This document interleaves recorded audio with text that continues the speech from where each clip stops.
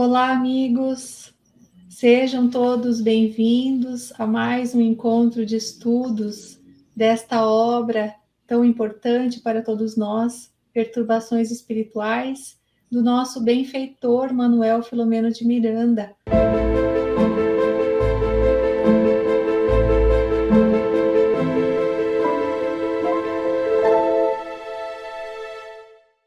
Então é com grande alegria que hoje nós faremos o estudo do terceiro capítulo desta obra, que tem como título Atendimento de Emergência. E o nosso estudo hoje estará sob a coordenação também dos nossos queridos João e Jussara, o nosso casal querido, do nosso querido Vitor. Eles que nos conduzirão ao longo deste estudo. Então, para que nós possamos iniciar as nossas reflexões desses momentos, nós vamos passar para o João, que nos trará o resumo da noite, mas que inicialmente nos conduzirá aos pensamentos em prece. Olá, amigos. É uma alegria muito grande estar aqui novamente nesse estudo. Vamos elevar nossos pensamentos, nos conectar aos amigos espirituais, aos nossos guias e protetores, aos que dirigem este grupo, a nossa querida Sueli Caldas Schubert, Manuel Filomeno de Miranda, ao nosso querido Divaldo, que nos presenteia com esta oportunidade. Pedimos que todos nos inspirem, nos guiem, para que possamos, unidos em prece, em aprendizado, possamos absorver todos os ensinamentos que nos serão trazidos neste dia, para que possamos, mais importante, colocar em prática em nosso dia a dia tudo que aprenderemos.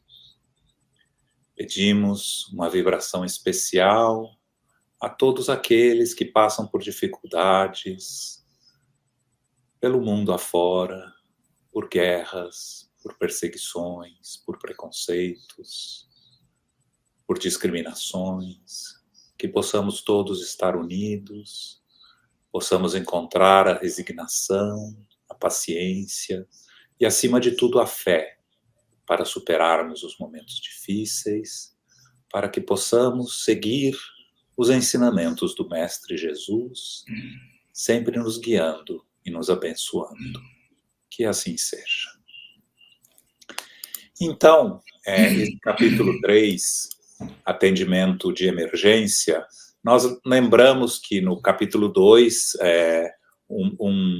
uma pessoa embriagada veio para o centro acompanhado de um obsessor e provocou alguma confusão, foi retirado e começa Manuel Filomeno de Miranda nos dizendo que o paciente foi conduzido ao seu lar de volta pelos amigos que o tinham trazido à reunião em busca do socorro. Porém, esses amigos foram orientados pelo presidente para que o enfermo retornasse à instituição quando estivesse em melhores condições, a fim de receber esclarecimentos sobre o seu problema, mas que estivesse num estado de lucidez que o permitisse entender a ocorrência desse caráter obsessivo que o perturbava. Foi então que esses amigos disseram que esse não teria sido um único episódio, mas mais um episódio acontecendo, na verdade mais grave que os anteriores, e que já estava atingindo o relacionamento familiar e social e que estava se deteriorando. Mas comprometeram-se a trazer ele de volta. Então, o Miranda nos fala que aproximadamente a 1h da madrugada seguinte, quando os trabalhos dos encarnados na sociedade já haviam sido atendidos, o mentor os convidou a visitar o espírito, o obsessor, que se encontrava num recinto próprio, onde se realizavam as atividades mediúnicas de socorro desobsessivo. Obviamente, esse espírito não conseguia evadir-se do local, mas ainda era controlado para não expressar os seus sentimentos agressivos. Dr. Bezerra solicita ao irmão Elvídio uma permissão para fazer um atendimento especial ao enfermo espiritual, no que ele foi prontamente atendido.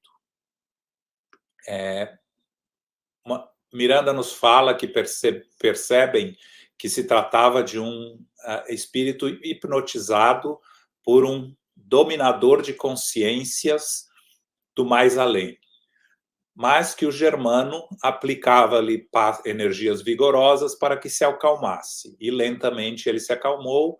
Assim foi possível começar um diálogo proveitoso. O Dr. Bezerra, então, se dirige a ele, dizendo que sabe que ele se encontra em grandes sofrimentos, que o conduzem a comportamentos injustificáveis, entre os quais utilizar-se do amigo que o trouxe até aqui para provocar pânico e desconforto na reunião. Ele continua Bezerra, dizendo que identifica o caro amigo na condição de membro ativo da organização anticristã que se esforça por gerar distúrbios entre os novos discípulos de Jesus, afeiçoados à revelação espírita. Continua dizendo que o ato faz parte de um programa muito bem elaborado para desarticular o movimento que cresce e ampara os filhos do Calvário. Porém, o Senhor, que vela por todos nós, estabeleceu critérios de defesa em benefício daqueles que lhe são fiéis, e foi possível impedir que se concretizassem os seus planos nefastos. O visitante desencarnado estava até aí silencioso, mas mostrava com a expressão facial a revolta e o rancor de que se sentia possuído. Finalmente, quando pôde falar, disse um pouco agitado que era covardia ter o aprisionado, de o prever no intento que o trouxe sob ordens superiores, daqueles que governam muitas mentes e se preparam para o grande enfrentamento. E ele continua: veremos quem será o vencedor, se os hipócritas membros da aberrante farsa espírita ou aqueles veneráveis mantenedores da fé viva, herdada do passado histórico que nada pode destruir. Dr. Bezerra, demonstrando compaixão pelo atormentado, replicou com ternura e bondade: os diretores espirituais da casa agredida não se comportaram de maneira covarde. Na verdade, eles foram vítimas da maneira indigna como foram surpreendidos pelo caro amigo que invadiu as fronteiras da instituição. Porém, os servidores de Jesus não operam a sós, sempre assistidos por aquele que lhes é modelo superior e a qual se oferecem em regime de totalidade. O amigo é que teve o atrevimento de permitir-se o escândalo, porém foi impedido de executá-lo. Mas o nosso objetivo, continua Bezerra, não é a discussão inútil, o jogo de sofismas hábeis, é sim de atender às suas dores e confortá-lo, resgatá-lo da situação vergonhosa em que se encontra, para a liberdade que o Evangelho concede aos seus seguidores, conforme a promessa do Senhor, de que na busca dessa verdade se encontra a legítima libertação. Ele responde: eu não necessito da sua ajuda e nem a desejo. Sou livre e permito-me participar das hostes que me encontro por vontade própria. Bezerra diz a ele: engana-se, meu amigo. Você, como outros membros da sombria organização, foram arrebatados no túmulo que enfrentaram com muitos problemas conduzidos da Terra e submetidos aos métodos de lavagem cerebral e dominação de cruéis verdugos da humanidade em regiões degradantes de erraticidade inferior, onde desafortunados antigos edificaram o seu reino do terror. E utilizam-se de métodos infames, submetem a hipnose e assim lhe roubam a vontade. O espírito retruca: não concordo com a informação porque tenho lucidez para fazer aquilo que me parece melhor.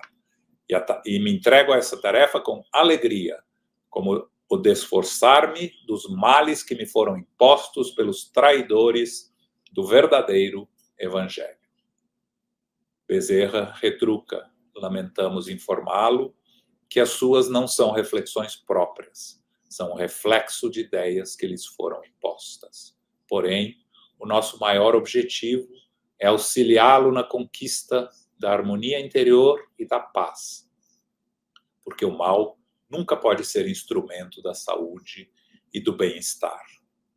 O irmão encontra-se vencido por energias deletérias dos seus manipuladores. Desconhecendo a paz interna, acostuma-se a sensações fortes de ódio e de emoções desnaturadas de amargura. Envenenam-se com os tóxicos emitidos pela própria mente em desalinho. Porém, Jesus o aguarda, a fim de proporcionar-lhe a consciência de si, a opção lúcida para a vida plena. Não insista, revidou o exaltado, nessa argumentação estúpida.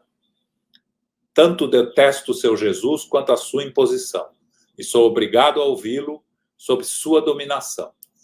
Submetido estou agora, porque a minha vontade não é respeitada. Sou obrigado a escutar-lhe as alegações estúpidas. Bezerra continua: posso imaginar seus sofrimentos. Em respeito, porém, à lei da escolha e da liberdade de consciência que vige no universo, concordo que o amigo possa partir sem qualquer impedimento de nossa parte. Após um momento que ficaram ambos em silêncio, Bezerra conclui: permita-nos, então, orar com você. Não, detesto a prece e não tenho nenhum compromisso nem com você e muito menos com ela. Bezerra replica: mas serei eu a fazê-la, e não o amigo. Somente lhe solicito ouvi-la. Não posso. A prece me faz muito mal, porque me reconduz a situações que não desejo reviver. Bezerra fala que essas situações são as que antecederam a adesão compulsória ao comportamento atual, que o fez esquecer dos graves erros do passado, mas também de momentos de amor e de esperança. Ele fala: eu não necessito nem de um nem de outro. Agasalho no coração a certeza da vitória sobre os inimigos e, portanto, a compensação que virá. Aí Bezerra lhe pergunta: todavia, passado o momento eufórico do êxito aparente, qual a meta de viver? Já não tendo aquele que chama a inimigos, quais motivações experimentará depois para continuar as lutas? E ele responde: isso não importa, pensarei depois. Bezerra, então, fala: agora é o seu momento, só um momento lhe peça. Aí o espírito começa a chorar em desespero, porque o diálogo, de alguma forma, lhe despertou impressões adormecidas no inconsciente, que o levaram às lágrimas. Dr. Bezerra começa a orar, pedindo a proteção de Jesus em favor do indigitado, e emociona a todas com a rogativa ungida de compreensão, piedade e espírito de misericórdia. Enquanto orava, uma suave claridade desceu sobre todos eles e uma onda de perfume proporcionou emoções espirituais de alto teor. Então ele, nas prece, nesse apelo de compaixão, ele pede a Jesus: apiedai-vos do irmão que enlouqueceu em circunstâncias infelizes no passado e perdeu o rumo. Trazei-o de volta ao vosso rebanho, vós que nos ensinastes a deixar 99 ovelhas para ir em busca de apenas uma que se extraviou. E aí, com a voz embargada, o ambiente se torna saturado de vibrações especiais. E nesse instante entra um espírito em vestes franciscanas primitivas, aureolado de claridades sublimes, com as mãos distendidas, e se dirige ao invasor e lhe diz: diácono, Jesus te espera desde há muito. Não fujas do aguilhão, nem abandones a tua cruz. Venho buscar-te em nome deles. Não recalcitres mais. Este é o teu momento de libertação. Há quanto tempo aguardamos por esta oportunidade? Tomado de espanto, Com os olhos desmesuradamente abertos e em pranto espontâneo, ele grita: Humberto, Deus te abençoe, muito obrigado. O original está em italiano. Dio vi benedica, grazie mille. E atira-se aos braços abertos do bem-aventurado, vertendo um pranto renovador, que, à semelhança de uma cascata, havia rompido o dique que continha e agora o espraiava. O visitante o toma nos braços, olha para os que estão na sala de maneira inolvidável, sorri suavemente e, num gesto de agradecimento, sem palavras, deixa uma impressão que fica, segundo Miranda, em nosso ser para sempre. As vibrações que pairavam no ar eram sonoras, e aí começava o trabalho para nós outros, nos diz Miranda, de uma maneira inesperada, o que certamente não o era para o nosso mentor, Bezerra.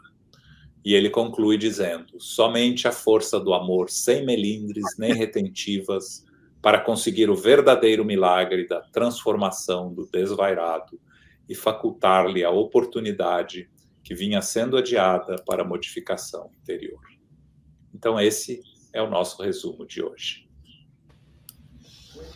Obrigada, João, por nos fazer inicialmente aí mergulhar nesse capítulo, né, que traz tantas questões para serem analisadas e que agora nós teremos a oportunidade de ouvir esses aprofundamentos com os nossos queridos. Então, vamos passar inicialmente a palavra para a nossa Jussara, que nos iniciará aí nos estudos mais aprofundados. Seja bem-vinda, Ju. Obrigada, Ângela, que alegria estar mais uma vez com nossos queridos irmãos e irmãs, agora pela TV Mansão do Caminho. Deixo a todos aqui meu carinho, meu abraço. Como nós temos estudado já há algum tempo nesse grupo de estudos Sueli Caldas Schubert, essas obras de Manuel Filomeno de Miranda são verdadeiras preciosidades para que nós possamos compreender bem tudo o que acontece nesse intercâmbio que ocorre entre os dois planos da vida. E esse capítulo, particularmente, atendimento de emergência, ele pode, inclusive, saciar a curiosidade de alguns irmãos e irmãs que talvez ainda não tenham tido a oportunidade de presenciar, participar em uma reunião mediúnica, em um atendimento ao espírito necessitado, a um sofredor, porque é exatamente isso que nós vamos ver nesse capítulo. O momento do acolhimento e o momento da palavra, do diálogo que ocorre entre aquele que acolhe e entre aquele que necessita dessa assistência. Nós nos lembramos, então, que no capítulo anterior, quando estava ocorrendo as atividades no centro espírita, chega aquele homem embriagado e visivelmente influenciado, né, sob o domínio de uma entidade perversa que estava querendo provocar justamente um desconforto, um tumulto naquele ambiente que eles estavam procurando elevar os seus pensamentos, o aprendizado, e assim ele depois é atendido, a entidade é socorrida, esse enfermo é socorrido, e aquele que veio, né, o encarnado, acaba sendo levado a casa, como o João nos apresentou no seu resumo, assistido por amigos, não sem antes a recomendação das pessoas da instituição espírita para que o trouxessem novamente, para que ele pudesse, num momento de maior lucidez, também se beneficiar de um tratamento, já que visivelmente via-se que ele estava dando acesso a espíritos dessa natureza, no que os amigos explicam que aquilo já vinha, infelizmente, acontecendo há muito tempo, e que eles, então, agora iam se comprometer de trazer esse amigo, e eles mesmos iriam juntos para também se beneficiarem desse trabalho de assistência. E é nessa parte que nós vemos a importância das nossas companhias, daqueles com quem nós andamos, do quanto, de repente, as pessoas que nós chamamos de amigos, os nossos familiares, podem realmente exercer uma ascendência sobre nós.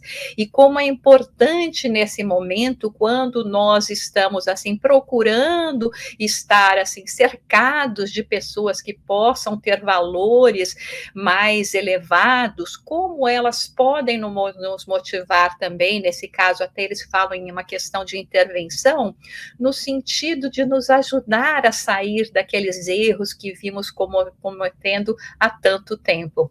E Manuel Filomeno de Miranda segue dizendo que quando foi 1h da manhã, eles vão começar um tratamento que é justamente esse atendimento de emergência. Às vezes a gente pode perguntar, né, por que sempre esses espíritos trabalham de madrugada, né? Na verdade, eles trabalham o tempo todo, não necessitam tanto do descanso quanto nós precisamos aqui na matéria. Mas a maioria das vezes, essas reuniões especiais acabam ocorrendo na madrugada para dar a oportunidade para os encarnados continuarem a esse trabalho de assistência. Então, uma vez que nos recolhemos para o momento do sono, temos o nosso desprendimento, somos convocados, se estivermos habilitados. Por isso, a importância de nós, no momento de nos recolhermos e entrarmos assim no sono físico, nós elevarmos o nosso pensamento em prece, rogando a permissão de proteção, se pudermos assistir de alguma maneira, porque muitos são convocados para ajudar, inclusive os médiuns para ajudar, como Manuel Filomeno de Miranda nos fala também em outras suas obras, médiuns que são trazidos para poderem fazer essa intermediação. Antes de mais nada, Dr. Bezerra, que vai ser aquele que vai conduzir todo esse trabalho de assistência, respeitando aquele que é o diretor da casa, né, o irmão Elvídio, primeiro solicita a ele a permissão. Vejam que mesmo no plano espiritual, mesmo trabalhando em nome de Jesus, mesmo para um trabalho de assistência, ele tem consciência de que se encontra dentro daquilo que seria a instituição de um outro irmão. E é tão interessante, porque quando o Dr. Bezerra fala com o Elvídio, o irmão Elvídio, ele diz que ele pede permissão para poder fazer um tratamento, um atendimento especial àquele que ele chama de enfermo espiritual. É tão emocionante como nós vemos, né, o amor, o carinho que esses espíritos que já encontraram, já se elevaram, né, num outro patamar de entendimento espiritual, como eles nos veem, né? Então, esse que aqui estava sendo um obsessor, que nós chamaríamos de obsessor, que estava subjugando aquela vítima, o homem embriagado, Dr. Bezerra o trata como sendo o enfermo ou um enfermo espiritual. E neste momento em que esse enfermo, vejam que esse enfermo foi mantido ali na instituição. Então, na hora que houve todo o serviço da instituição, os atendimentos, e terminado esse serviço já 1h da manhã, ele se mantém lá, esse enfermo espiritual estava lá. Então, uma vez mais, nós vamos aqui enfatizar a importância de quando nós deixarmos a instituição espírita que fomos para receber a orientação, a assistência necessária, nós o fazermos também com muito respeito, lembrando que os trabalhos, apesar de a parte física ter já terminado, os trabalhos continuam, os trabalhos seguem, como esse irmão que ainda estava retido lá, que se encontrava visivelmente contrariado, ele não conseguia fugir daquele local, mostrava já na sua feição a agressividade que trazia, e via-se que nesse processo, como foi explicado, que ele se encontrava de hipnose, de verdadeira hipnose, dominado por aquelas consciências do mais além,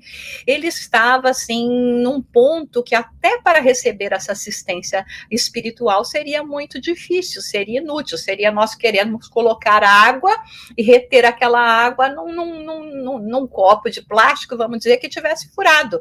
Então, não tinha condições de ele reter nenhuma daquela assistência que lhe seria provida. Por isso é que foi chamado o irmão Germano para lhe aplicar essas energias vigorosas, no caso, como nós chamamos de passes.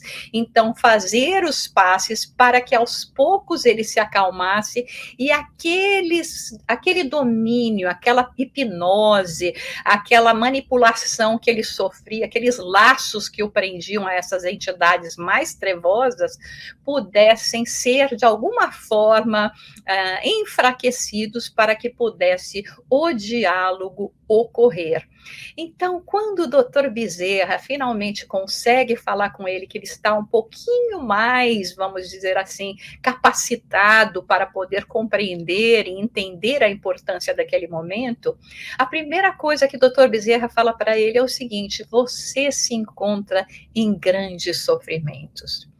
Nós, por exemplo, quando nós vamos falar, às vezes, de um obsessor, vamos só pensar no sofrimento que o obsessor traz para a gente, sem imaginar o que acontece naquele espírito, por que ele está daquela forma, por que ele reage com tanta agressividade, por que ele é tão facilmente manipulado por espíritos ainda mais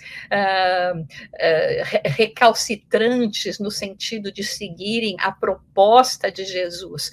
Porque são como o leão ferido, eles se encontram extremamente machucados, extremamente feridos, e por isso, por essa fragilidade emocional que os chega ao cegar, eles acabam sendo, assim, extremamente vulneráveis a essas organizações maléficas. E é por isso que o Dr. Bezerra diz: nós compreendemos que você aqui hoje representa essa organização maléfica, você veio com este objetivo para realmente comprometer o bom andamento dos trabalhos, porque todos aqueles hoje que trabalham pelo bem e pela verdade estão enfrentando sérias e graves influenciações de parte dessas organizações maléficas. É por isso que o Dr. Bezerra, inclusive, nos alerta neste capítulo a respeito de nós prestarmos atenção, porque muitos dos espíritas, desses que estão procurando, né, seguir o bem e a verdade, na realidade estão resvalando nos seus compromissos, estão se deixando atrair por frivolidades, por disputas inúteis, por cargos, projeções enganosas, acabam se dividindo, segundo as palavras de Dr. Bezerra, ele diz, acabam se dividindo em grupelhos que se antagonizam. Então, vejam, meus irmãos, a hora que nós nos encontramos agora em nossas instituições espíritas, em nossa convicção espírita, estamos aqui para servir Jesus. Estamos aqui para sermos apenas servos humildes e não para disputarmos quem conhece mais, quem tem cargo mais importante, deixarmos nos levar por vaidade e, como o Dr. Bezerra nos diz, acabarmos nos transformando em grupelhos antagônicos que acabam mais trazendo comprometimento à doutrina espírita do que verdadeiramente contribuindo. Lembrem-se, todos nós temos que lembrar que nós vimos já de encarnações aonde nós nos equivocamos muito em nome da religião. E mais uma vez fomos agora convocados para aquilo que representa o cristianismo redivivo, que é o espiritismo, que é o nosso evangelho, que é justamente a representação, o que traz tudo das leis de Deus, nosso Pai. Então é um momento, a hora é grave, por isso que os amigos espirituais, como nos diz Dr. Bezerra, seguindo aqui no seu, no seu diálogo com esse espírito, nos fala que os que amam Jesus estão realmente a serviço da preservação dos valores doutrinários e comportamentais da sua seara, embora cada um de nós vai reconhecer as suas próprias imperfeições. Ainda somos espíritos no terceiro estágio de evolução, e como eu costumo dizer, o terceiro estágio é o último, né, gente? Não é nem que tenha outros mais para baixo. Então, nós temos realmente ainda muitas falhas, muitos equívocos, mas nós já sabemos, nós já conhecemos, mas não se trata apenas de conhecer a teoria, mas especialmente, é isso que o Dr. Bezerra convida, e é nesse sentido que ele explica que ele entende muito bem o plano dessas entidades perversas, dessas organizações maléficas, que é o de impedir que nós passemos, ou que nós passemos, né, apenas do estágio do conhecimento para o estágio da vivência dos preceitos, daquilo que nós estamos falando. Humberto de Campos, no livro Boa Nova, que foi ditado através da psicografia de Francisco Cândido Xavier, né, a quem essa semana nós até homenageamos, lembrando o seu retorno à pátria espiritual há 20 anos atrás. Ele nos diz o seguinte, ele nos fala uma frase nesse prefácio que é o seguinte: é que existem espíritos esclarecidos e espíritos evangelizados. E eu agora peço a Deus que abençoe a minha esperança de pertencer ao número desses últimos. Então, nós não queremos ser espíritos esclarecidos simplesmente, nós queremos trazer o evangelho dentro de nós. E Dr. Bezerra deixa muito claro para eles que ele sabe a intenção do que ocorreu, que não foi por coincidência que aquele espírito se acercou daquele homem que estava embriagado, que o fez entrar na instituição espírita, que tudo aquilo fazia parte de um plano, mas que eles se esquecem que as instituições têm defesa. Eles sempre, os amigos e irmãos espirituais, os imortais, como nós falamos, eles sempre estão trabalhando em favor daqueles que têm boa vontade para servir a Jesus, daqueles que são servos fiéis. Então, basta que nós nos lembremos disso, que não estamos largados, que não estamos abandonados. Obviamente, esse enfermo espiritual, que agora nós vamos chamar ele de enfermo espiritual, né? Não vamos usar a palavra obsessor. Ele estava revoltado com tudo aquilo, achava-se aprisionado,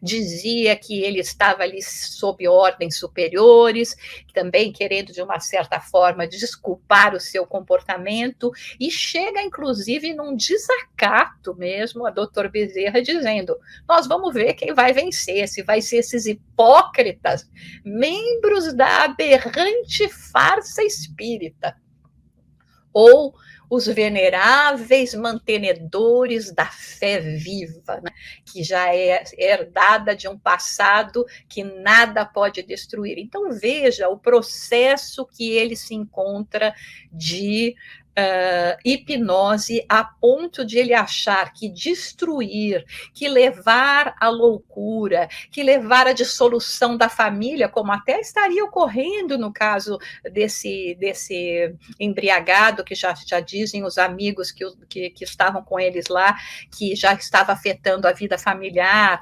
levar a um suicídio, a eventualmente sofrer um acidente, fazendo com que aquilo provoque a morte. Ele já já nem nota como eles estão fazendo guerras, continuam fazendo aquelas guerras religiosas, crendo que Deus vai abençoar essa destruição de irmãos para irmãos. Por isso que Dr. Bezerra é bastante firme no seu diálogo e diz a ele: não foi você que invadiu a nossa instituição, as fronteiras da instituição, não fomos nós que fomos buscá-lo, não fomos nós que aprisionamos você aqui. Os servidores de Cristo, de Jesus Cristo, não estão operando a sós, eles estão assistidos por nós, né? Mas Dr. Bezerra muda, à medida que ele vai conversando, ele muda a direção desse seu diálogo para dizer: o que nós queremos fazer aqui, já que o amigo se encontra aqui, é, na realidade, atender às suas dores, confortá-lo, resgatá-lo dessa situação vergonhosa que se encontram, para que, através do Evangelho, você possa se libertar, como Jesus prometeu, né?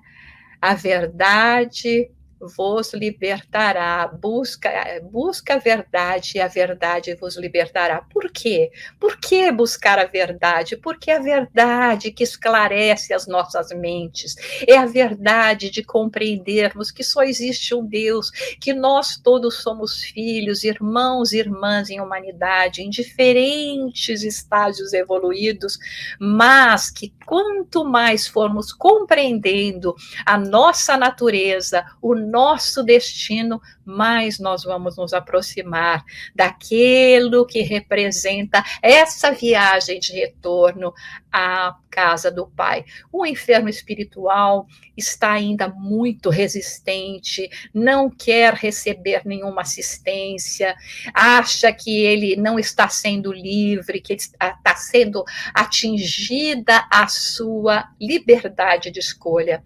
aonde o Dr. Bezerra deixa bem claro para ele: meu amigo, irmão, você vem sofrendo um processo de lavagem cerebral desde que foi arrebatado no túmulo. Esses cruéis verdugos vêm provocando essa hipnose em você, roubando-lhe a vontade, anulando-lhe o discernimento, coisas que nós vemos acontecer a nível inclusive coletivo, quando falamos de egrégora mental. Mas, obviamente, dentro desse processo ainda de hipnose, né, tendo recebido as orientações daqueles que são as mentes mais perversas, que o levam a acreditar que ele está agindo, tomando a justiça nas próprias mãos, ele diz que não concorda com essa informação e que não está, então, disposto a receber essa ajuda. Aí, Dr. Bezerra diz, né, que ele lamenta muito ele não estar aproveitando essa oportunidade, não levar em conta essas reflexões e deixar apenas com que essas energias deletérias que ele vem recebendo dos manipuladores acabam exercendo esse poder sobre ele, e até apela para que ele olhe para si mesmo, olhando para o estágio deplorável que ele se encontra, as vestes rasgadas, a aparência desleixada, que é o reflexo do desequilíbrio espiritual. Quando nós estamos desequilibrados, mesmo quando encarnados, nós olhamos para as pessoas, vemos que as pessoas perdem a vontade de cuidar de si mesma, de tomar banho, de se arrumar, os olhos parecem assim estarem com escamas, porque estamos sendo assim cada vez mais, né, trabalhados num processo de hipnose. Infelizmente, o enfermo espiritual, até aquele momento, não se rende a essa argumentação e pede que seja respeitada a sua vontade, no que Dr. Bezerra atende, dizendo que respeita a lei de escolha, a lei de liberdade da consciência dele, que vige no universo, e concorda, então, que esse irmão parte. Mas antes de ele liberar completamente esse espírito, ele convida o irmão para uma prece. E é aí que o nosso querido Vitor, então, vai dar continuidade para a gente nas nossas reflexões. Obrigada, Jussara, por essas reflexões importantíssimas que você nos trouxe. Então, agora, só antes de passar para o nosso Vitor, nós gostaríamos só de ressaltar o quão importante foi você destacar na tua fala que as nossas dores são as matrizes, essas dores que nós vamos alimentando são as matrizes aonde essas organizações buscam dominar as consciências. Muito importante essa sua reflexão, e esse capítulo nos fala muito disso. Então, agora, dando continuidade, vamos passar ao nosso querido Vitor. Obrigado, Ângela. O meu abraço carinhoso e fraternal a todos que estão conectados conosco nessas reuniões de estudo a respeito do livro Perturbações Espirituais. Então, conforme a própria Jussara facilitando o processo para nós, ela menciona quando o Dr. Bezerra fala para o espírito perseguidor que ele tem toda a liberdade para sair daquela situação, daquele local, tendo em vista que ele se sentia obrigado a ficar nesse recinto contra a vontade dele. Mas nesse momento em que o Dr. Bezerra libera essa entidade para que ela possa sair, estabelece-se um hiato, um silêncio que fica estabelecido ali, e ele é quebrado, esse silêncio, quando o Dr. Bezerra pergunta a ele a respeito de um convite para uma prece, que foi retrucado imediatamente. Não, eu detesto a prece me faz mal, porque me reconduz a situações que não desejo rever. Aliás, isso é bem típico, né? Principalmente das criaturas que estão vinculadas a organizações ou que transitam nas regiões aflitivas do poder, do mal, da crueldade. Eles, ao contrário, eles não querem saber disso. O nome Cristo, Deus, o bem, são palavras que não constam do dicionário dessas criaturas, mesmo que eles tenham tido experiências anteriores nas religiões, tenham conhecimento dos evangelhos, mas no momento em que eles estão na situação de poder, de raiva, de ódio contra essa mudança que eles sabem que vai acontecer, essa regeneração, então parece que há um enlouquecimento e essa reação é típica, bastante típica dessas criaturas. O que não é costumeiro é com aquela pessoa que precisa, que tem aflição, que tem dúvida e angústia, como ela não sente agradecida quando alguém fala que vai orar por ela, fala que vai se interessar em vibrações, etc. Não é outra coisa que a gente tem visto, né, ultimamente, desde a pandemia para cá, a quantidade de pessoas que solicitam preces. Lembre-se de mim, você tem reunião hoje, coloca o meu nome, porque a prece, ela tem esse condão de agregar pessoas que vibram em benefício de alguém. Ninguém faz prece para o mal. Nós temos a capacidade de perceber a instituição da prece como algo que muitas vezes a gente sabe, mas não usa. Não usa. E logo depois, quando o doutor Bezerra estava conversando com esse companheiro, ele vai dizer uma coisa interessante, que todo trabalhador da área da mediunidade, ele utiliza esse argumento junto aos espíritos. Imaginemos você, meu irmão, se você conseguisse tudo o que você estava falando. Quando você não tiver mais nenhum inimigo a combater nas suas organizações, qual que vai ser seu objetivo? Qual é a meta do seu viver? Qual é o sentido da sua vida? Será que você sabe que foi criado por Deus?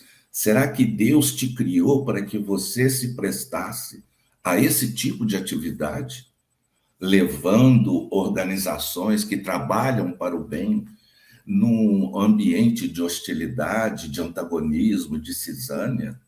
Porque vocês acham que esse grupamento lhe pertence ou estejam atrapalhando as suas investidas? É para isso que você foi criado? Até quando você permanecerá nunca adiando esse reencontro consigo mesmo? Porque não tem jeito. Você é imortal. Você não vai morrer nunca. Um dia você vai ter que fazer o seu caminho ao contrário, revendo as posições do passado, para que você possa dar continuidade aonde você parou de forma mais lamentável, mais clamorosa. Então, esse argumento é que você esvazia a pessoa e depois que ela conseguir a vingança dela, o que vai sobrar dela? Nada. Não tem objetivo, não tem norte, não tem rumo. A quem que ela vai procurar? Ela tem amigos? Não. Tem companheiros, entre aspas, que se ele não cumprir com as suas tarefas, ele também será punido. É assim que funcionam as organizações do mal. Então, esse argumento do doutor Bezerra, quando lhe pergunta qual o sentido da sua vida, depois que todos os seus inimigos que você combateu, não houver mais nenhum. Tá? E ele fala, doutor Bezerra, agora é seu momento, apenas um momento, eu te peço. Isso eu fico a imaginar, eu queria ser uma mosquinha, né, espiritual para estar ali imaginando a ternura do doutor Bezerra, rogando aquele espírito que aguardasse somente o tempo da prece, já que ele, doutor Bezerra, havia liberado, porque doutor Bezerra sabia da presença do Humberto, que a gente vai comentar mais depois. Que o doutor Bezerra não liberava sem mais nem menos, é porque ele sabia que deveria haver um contato mais direto entre determinados espíritos para que a ação pudesse ser verificada com mais proveito. Então, Bezerra ora. E nessa oração ele roga a Jesus que traga aquele companheiro de volta ao rebanho, como o bom pastor ou o pastor que busca a ovelha perdida. Meus irmãos, esse símbolo da ovelha perdida, do pastor deixando as 99 e buscando a 100ª, é um símbolo muito forte, vibratoriamente falando. Eu já tive a oportunidade de usar esse tipo de argumentação, mas o espírito, ele ficava assim, nunca me falaram sobre que Jesus buscava, ele não tinha conhecimento, né? Eu me senti tão reconfortado, o espírito falando, quando alguém deixa alguma coisa para me buscar. Então, isso vibratoriamente sensibiliza as pessoas. Eu sempre guardo esse tipo de argumento também. Mas, já que estamos falando em prece, vamos lembrar que, quando nós estudamos dentro da doutrina espírita, principalmente no capítulo Pedi e Obtereis, no Evangelho segundo o Espiritismo, no capítulo 27º, em que se vão trabalhar muitas situações Inclusive, logo depois tem um capítulo Coletânea de Preces. É tão importante que Kardec vai falar um preâmbulozinho para cada prece para as pessoas adoentadas, preces para os criminosos. Então, ele vai falando, assim, uma introdução. Peço para o espírito de N, etc. Então, é para que nos movimentemos fora das articulações comuns das preces decoradas. Então, a prece, antes de mais nada, é uma invocação mediante a qual o homem, né, pelo pensamento, entra em comunicação com os benfeitores, ou com a divindade, ou aqueles que trabalham em nome dela, para atender àquela solicitação que lhe é dirigida. Podemos orar por nós, por outrem, pelos mortos, etc. Então, vai dizer esse capítulo que quando alguém ora a outros seres que não a Deus, falo recorrendo a intermediários. Os irmãos católicos rezam ou fazem suas orações, suas preces, para os santos das suas devoções. Nós temos também, guardadas as devidas proporções, as afinidades que a gente nutre por determinadas afeições. O doutor Bezerra, por exemplo, ele é um clássico em termos de atendimento à falange que ele dirige. Quantos de nós, em momentos de dificuldade, já não apelamos para o doutor Bezerra, para Jesus, para Deus e para outros, para Joana de Ângeles? Enfim, nós temos sempre aquela possibilidade de recorrer às instâncias superiores para os problemas que a gente tem, sejam de qualquer natureza, não só nossos, mas atendendo a pedidos de intercessão nossa para com os outros, né? E aí nós vamos trabalhar naquele capítulo a qualidade da prece, que ela não deve ser aquela prece decorada, tem que ser clara, concisa, e cada palavra da prece, ela tem que ter alcance próprio, ela tem que despertar uma ideia ou colocar em vibração uma fibra da alma. Ou seja, a prece que não nasce do sentimento, que não nasce do mais profundo do ser, ela não tem essa vibração colocada no seu pensamento, que é transmitido para o meio externo, solicitando a ajuda que for. A prece deve fazer refletir. Então, por isso é que, se a gente não se situar nesse panorama, a nossa prece não vai ser nada mais do que um ruído, né? Então, a eficácia da prece está muito ligada àquilo que a gente vai solicitar. Alguém há que perguntar, mas Jesus não disse que pedi e obtereis? Então, se aquilo que eu estou pedindo eu vou obter, então a eficácia da prece vai ser 100%. Não, porque o que Deus lhe considerar sempre, e se ele o pedir com confiança, é a coragem, a paciência e a resignação. Porque quem solicita as dificuldades para o seu melhoramento espiritual, tendo em vista a situação de desencarnado já agora, com consciência, verificando as suas dificuldades promovidas no passado, ele se propõe a um processo novo, pede uma segunda chance, ou quantas forem necessárias, mas aquelas situações de bem ativas, de dificuldades, são aquelas que nós precisamos. Essas são as lições que a gente precisa para passar de ano.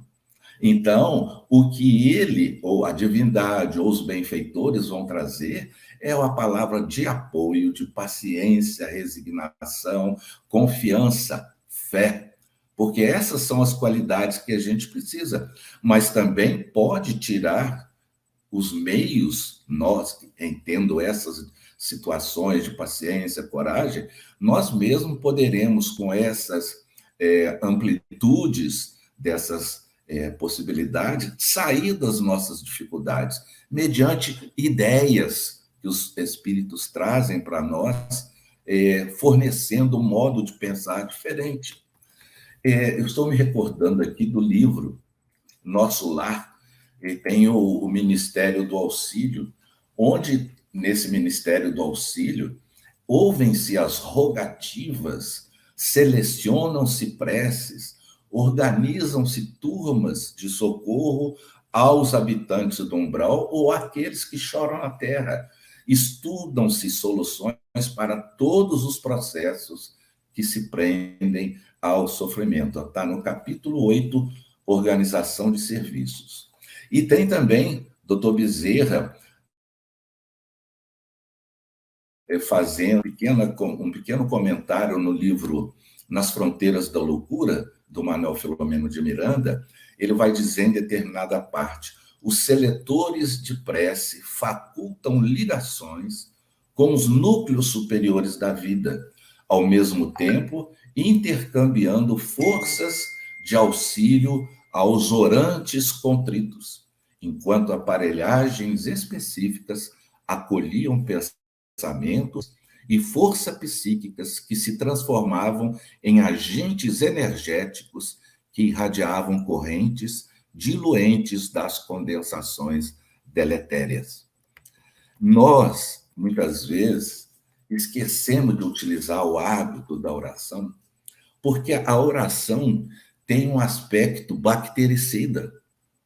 Exatamente, preocupamos-nos muito com a higiene do nosso banheiro, da nossa cozinha, do nosso quarto, da nossa sala. Produtos são colocados para que a atmosfera desses ambientes sejam as mais agradáveis possíveis, dentro das possibilidades. A prece faz esse papel.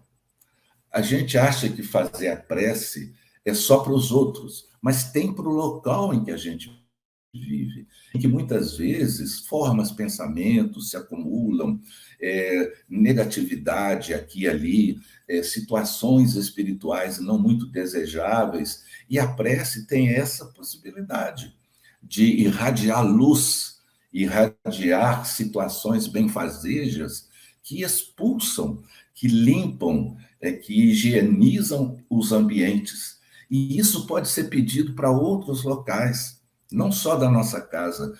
Quando realizamos o estudo do Evangelho no lar e na prece a gente pede, segundo Joana de Ângeles, a nossa rua, o nosso bloco de apartamentos é beneficiado. Quando você vai a um hospital, vai dar um passe, faz uma prece, a sua prece ela transborda, ela extrapola aquele quarto e vai atender os outros que estão naquele mesmo ambiente. Né? Então, nós muitas vezes esquecemos de utilizar esse elemento valioso, né? Principalmente quando a gente vai pensar nos espíritos sofredores, né? Que reclamam preces, verificando, porque muitos deles, ninguém pensa neles, né? A prece sobre essas criaturas tem uma ação muito mais direta, porque reanima essas pessoas, incute-lhes o desejo de se elevarem pelo arrependimento e etc. Uma coisa que me lembra muito sobre prece é aquela famosa frase de Chico Xavier: quando uma mãe faz uma prece pelo filho, ela arromba as portas do céu. Muito interessante. E no livro Semeador de Estrelas, da nossa querida Sueli, tem o caso, esse caso para mim, ele é assim, muito importante. O suicida do trem.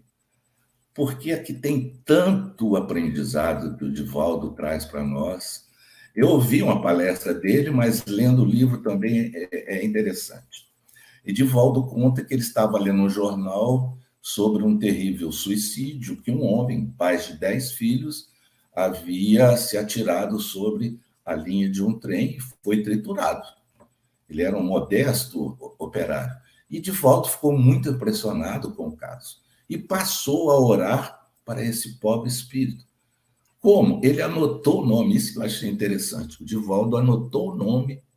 É engraçado, né? Porque não se fala em nome do suicídio, mas anotou o caso, assim, suicida do trem, dia tal, na sua caderneta de preces especiais. Por que preces especiais? É aquele que ele fazia pelas madrugadas. Então, ele intercedia diariamente, pedindo a Jesus, dizendo que talvez aquele pobre operário não queria se matar, né? E isso levou 15 anos, se passaram com Divaldo orando diariamente. Certo dia, Divaldo estava com problema e ele estava, por esse motivo, sofrendo muito.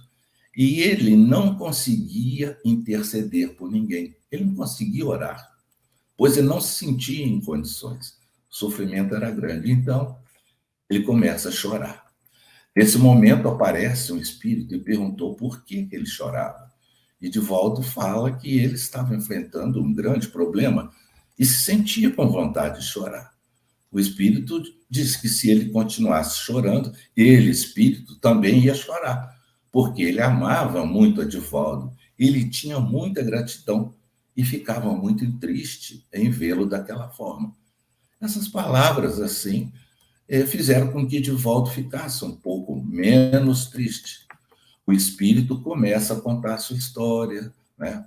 Ele fala que, mesmo depois de morto, ele ouvia o trem apitando incessantemente em sua direção, sentia as dores do corpo sendo esmagado pelas rodas, sem nunca morrer.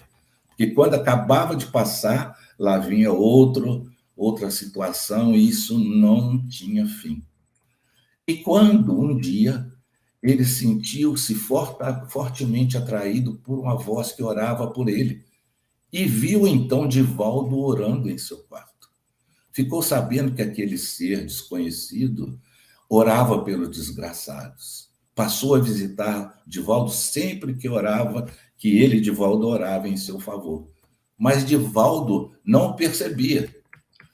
Quando o espírito se encontrava totalmente lúcido, resolveu visitar a sua família, a família do infortunado companheiro, e o sofrimento foi muito grande, porque ele encontrou a esposa reclamando dele, a filha se prostituiu, e o filho caiu em situações da bandidagem, etc.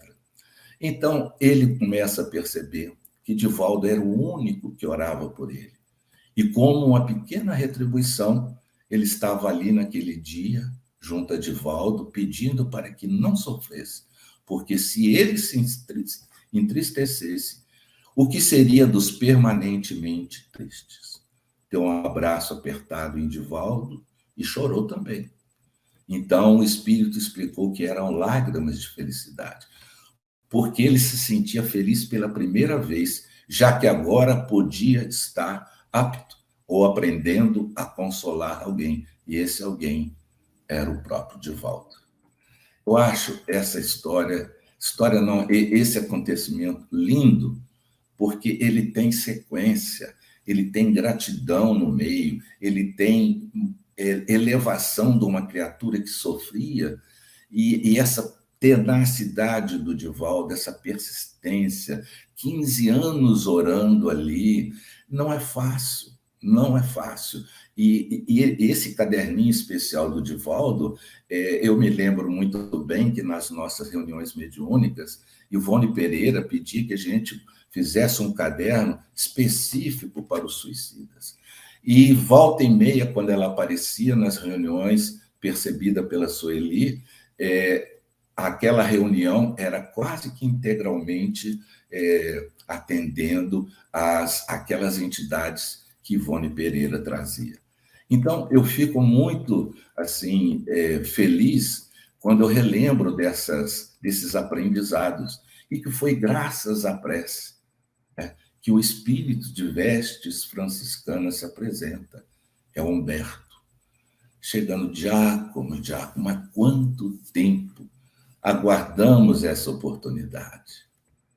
Quanto tempo? Evidentemente, com o resumo do nosso João, a gente percebe, né, as vibrações daquele ambiente, quando eles vão se reencontrar, o que eles devem conversar, como é o olhar do Giacomo para o Humberto. Há aquela vergonha inicial, há aquele temor de não ser bem compreendido. E isso ocorre muito em reunião mediúnica. Realmente, de vez em quando, é uma mãe que se aproxima do filho, é um parente, é um filho. O mundo espiritual tem cada, vamos dizer, estratégia para o atendimento que a gente não tem ideias.